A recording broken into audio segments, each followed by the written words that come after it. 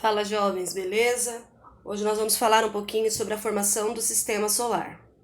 Aqui nós temos uma imagem do sistema solar, mas para a gente poder falar sobre essa formação é necessário a gente fazer um breve levantamento do contexto histórico sobre o ramo da física responsável por esses estudos, que é a astronomia. Então, a astronomia é uma ciência natural que estuda corpos celestes. Ela se preocupa com a evolução física, da química, o movimento de objetos celestes, assim como com a formação e o desenvolvimento do universo.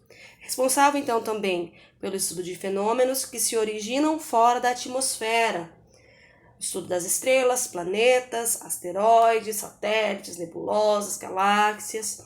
É considerado uma das mais antigas ciências. Então, os primeiros povos, os sumérios, chineses, os gregos, já faziam esses estudos e deixaram para nós registros, como os artefatos pré-históricos de Stonehenge, tumba de Newgrange e os menires.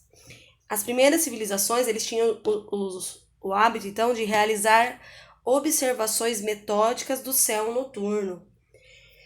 Só que essa evolução, essa astronomia moderna como nós temos hoje, ela só foi possível que ela se desenvolvesse graças à descoberta do telescópio. Então vamos falar um pouquinho sobre esses povos. Então os primeiros registros que nós temos de 3.500 anos antes de Cristo são dos sumérios. Os sumérios, eles deixaram registrado nessa tábua da Babilônia, que é o que nós temos aqui à direita, a passagem do cometa Halley em 164 anos antes de Cristo. Nós também temos aqui um atlas estrelar, que é o registro feito pelos chineses, e nós temos também aqui a imagem do primeiro observatório astronômico do leste da Ásia.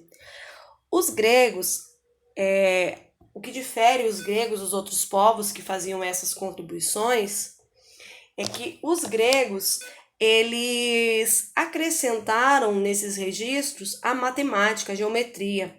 Então, os gregos, eles desenvolveram a astronomia, deixando ela mais sofisticada, passando a ter um olhar mais científico. Por exemplo, eles conseguiram medir o ano solar como sendo composto por 365 dias e 6 horas. Isso no século IV a.C.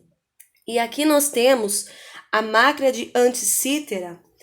Essa máquina de Anticítera, ela é um dispositivo originário da Grécia Antiga e ela calculava os movimentos dos planetas.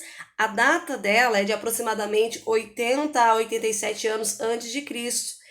E ela foi o primeiro ancestral dos computadores astronômicos.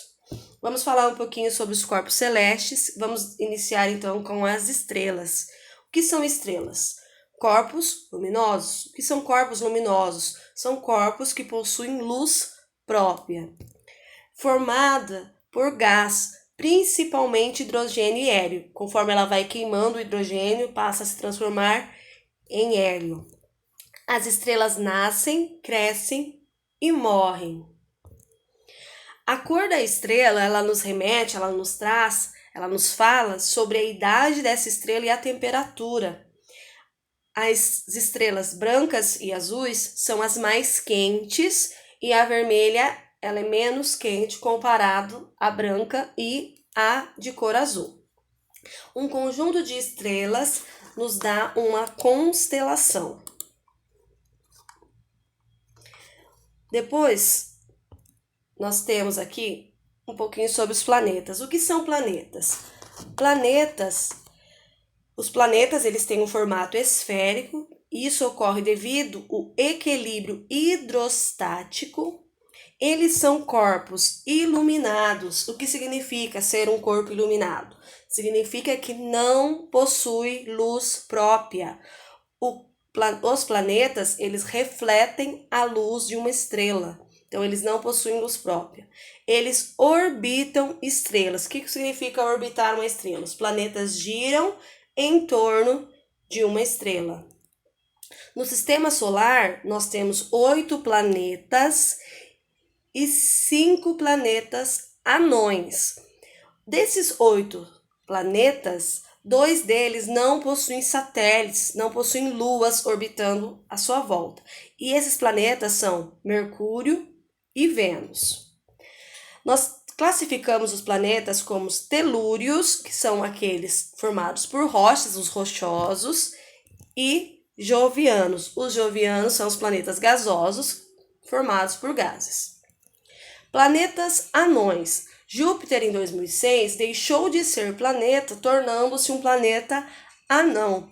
O que difere um planeta de um planeta anão? Para que um planeta seja considerado anão, primeiro, não necessariamente ele vai ter um formato esférico. E a segunda condição é que ele não tem uma órbita exclusiva. O que significa não ter uma órbita exclusiva? Significa que ele não é dominante gravitacionalmente naquela região, ou seja, a gravidade é pequena e naquela região ele não é o objeto que tem a dominância gravitacional, certo? Então,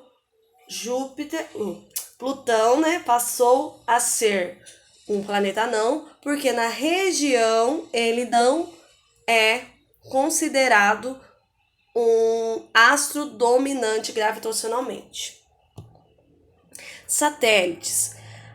Os satélites, nós temos os naturais, que são as luas, e os artificiais. O satélite, ele é um corpo iluminado, ele também não possui luz própria, ele reflete a luz de uma estrela. Orbitam planetas, eles giram em torno de um planeta. Estruturas rochosas. Nós temos também os satélites artificiais. O que seria um satélite artificial? Todo corpo que é feito por um ser humano e é colocado em órbita ao redor da Terra ou de qualquer outro corpo celeste, ele é chamado de satélite artificial. Aqui nós temos a imagem do telescópio Hubble. Então, qual é a principal diferença entre um planeta e um satélite? Planeta orbita uma estrela. Satélite orbita um planeta. Asteroides. O que são asteroides? Asteroides são estruturas rochosas irregulares.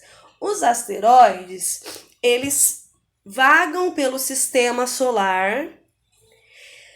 E aí nós temos 3 motivos de confusão aqui. Vamos diferenciar o que é um meteoroide, o que é um meteoro e o que é um meteorito. Quando esse asteroide ele quebra, solta um fragmento, esse fragmento do asteroide passa a se chamar meteoroide. Porém, esse fragmento pode vir em direção à Terra. Então, quando ele atravessa a atmosfera terrestre, esse meteoroide passa a se chamar de meteoro, que é a nossa estrela cadente. Devido ao atrito ali com a atmosfera, nós vemos, né, aquele feixe de luz e nós chamamos de estrela cadente. Então, a estrela cadente nada mais é do que um meteoro. Quando esse meteoro ele está vindo em direção ao solo, devido ao atrito com o ar, com a atmosfera e outras coisas, ele vai se desfazendo. Então, muitas vezes ele não chega até a superfície terrestre. Porém, quando ele chega até a superfície terrestre, ele recebe o nome de meteorito. Então, resumindo, meteoroide, um fragmento do asteroide, está no espaço. Meteoro é quando esse fragmento entra na atmosfera terrestre. E meteorito, quando esse meteoro chega até a superfície. Cometas.